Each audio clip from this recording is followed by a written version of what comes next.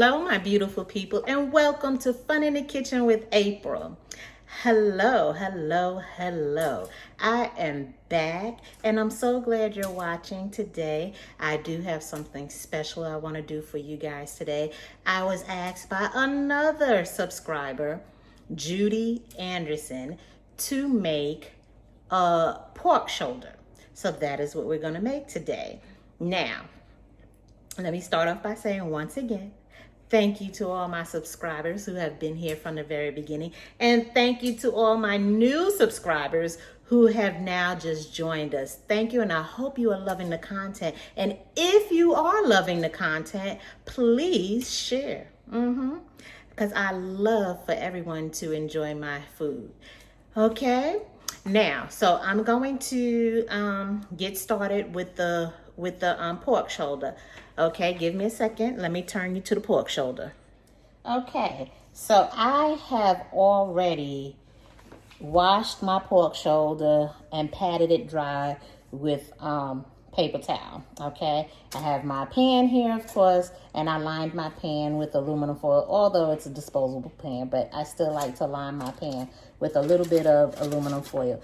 I have my oven set at 350. Now this is going to take a little bit longer than normal to cook, than like something like a pot roast or a meatloaf or whatever. This is going to take some hours to cook, okay?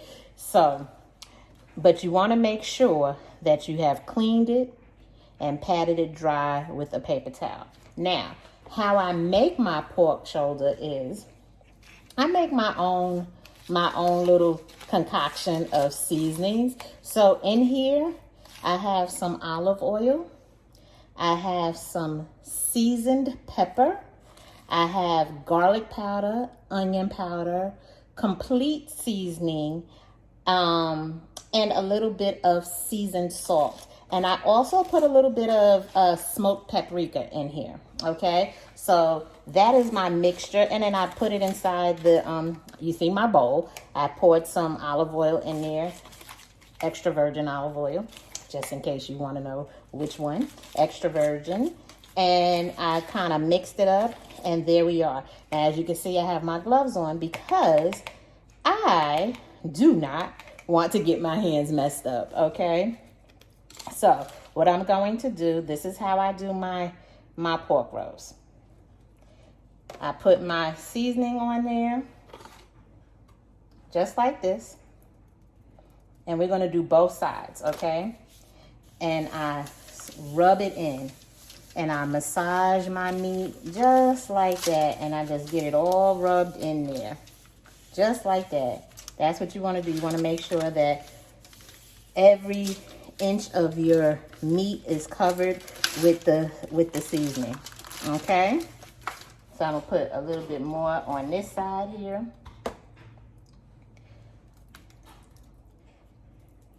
There we go. There we go. And that's all you're doing. You're just going to massage that seasoning in there. And I'm telling you, this mixture of seasoning smells really, really good. And this is how I do mine. I like to do it like this. Everyone who eats my pulled pork loves it, So this is a great way to do it, okay? And so now I'm going to, because I got this side all nice and seasoned, I'm going to flip my pork over. Now, and you'll notice on this side is the fat. You see, that's the fat portion. Now, what I like to do with my fat, once the pork is fully cooked, I kind of like to let this get browned up some, and then you have like some crackling. So, and people like to eat that, so I like to do that. So we're going to smother it again and massage this good seasoning in there. That's what we're going to do with our meat. Massage this good seasoning in there, okay? Just like that. We are massaging this meat, getting this meat nice and tender. Yep. Ready for a good meal. It's simple. It's not hard. Not hard at all. You just want to make sure you get your seasoning everywhere. Everywhere there's meat, you want to get your seasoning good in there, okay? That's what you want to do. I'm so glad Miss Judy asked me to make this, because I was actually thinking about making one for you all, because again, as we are approaching the holidays, because next week, well, this week, today is Sunday, tomorrow, well, this week, because tomorrow will be, I think, the 30th, and Halloween is the next day. But this week will be coming into November. So Thanksgiving is coming up, and then we have Christmas coming up. So these are good recipes to make for the holidays.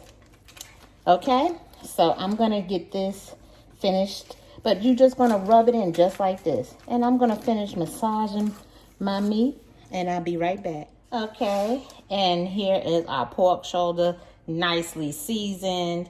Now what I'm going to do, I'm going to put this piece of aluminum foil on top, and we're going to let them just bake.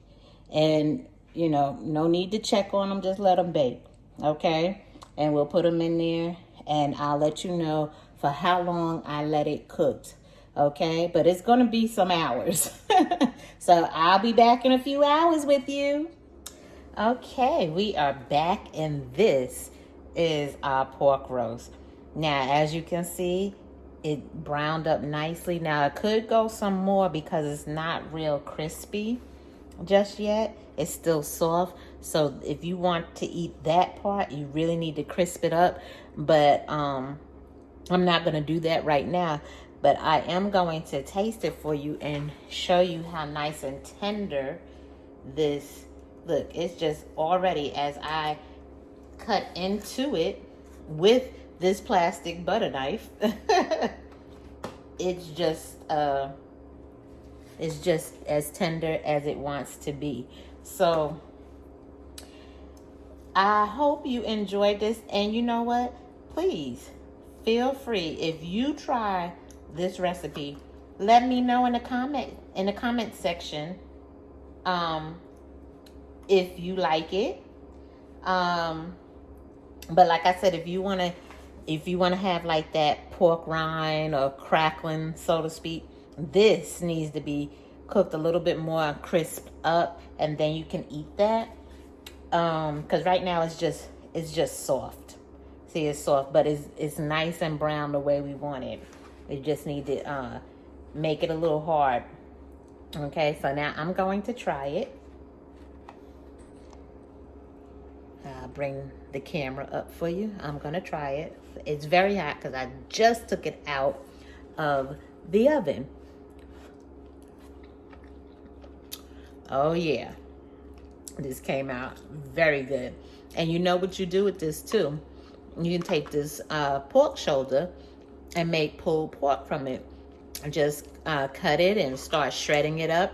Get you some hamburger buns, or even just regular old-fashioned bread, and make you some pulled pork sandwiches. You could do that. That is great too. Put you some barbecue sauce on it, and there you go. But that is it for today. I hope you enjoyed this good pork shoulder and everything. As always, the recipe will be in the description box down below, so check that out so you know what I did. And remember to like, comment, and subscribe. And if you like what you see, and you like the recipe, and you've tried the recipe, or even you just like me, I like you, I hope you like me. share my videos with other people if there's something on here that you truly like. And just like Judy did, you can ask me to make something. I will come through and I will make it for you. All right? So until next time, don't forget, press that notification bell, and I will see you next time. Bye.